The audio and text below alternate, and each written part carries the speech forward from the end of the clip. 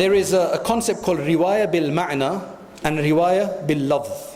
Riwayah bil lafz means that some like Abdullah ibn Mas'ud radiallahu anhu and a few Abu Bakr Siddiq radiallahu anhu, they felt that whatever words the Prophet ﷺ used, the exact words, that is how it has to be related. You can't just understand the meaning and use different words to say the same thing. This is called riwayah bil lafz, taking the literal meaning and conveying the literal meaning. However, the muhaddithin have written that if you had to restrict people to the literal meaning, then we would not have as many hadiths today. It would have been lost, because it's very difficult to remember the exact literal meaning. That's why riwayah bil ma'na, which is that they understand the hadith and they sometimes the word may have changed. But Imam Abu Hanifa rahmatullahi was very particular about riwayah bil lafz. That's another thing about Imam Abu Hanifa. That's why his musnad, he has a musnad in which he's got numerous narrations.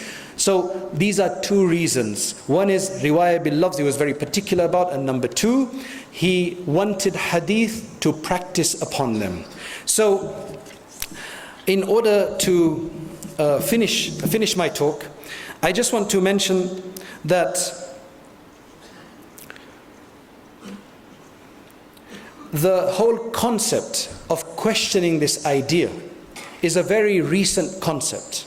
Because if you look at the great scholarship of the accepted scholars and ulama of the past, they all follow the madhab. Yes, the only thing is that they may have had an opinion that was against their madhab, and which is completely fine for a mujtahid to do that, not for a common person. So I ask Allah subhanahu wa ta'ala to help us, because Imam Abu Hanifa, when you look at, for example, Hafiz al-Sam'ani, he relates that Imam Abu Hanifa engaged himself in the acquisition of knowledge and exerted himself until he achieved what others had not at the time. Once he visited Mansur, the Abbasid Caliph. Abu Ja'far al-Mansur was the second Abbasid Khalif after his uncle Safa. He's the one who established Baghdad as a city, a great Khalif. Once he visited him and he found Isa ibn Musa with him.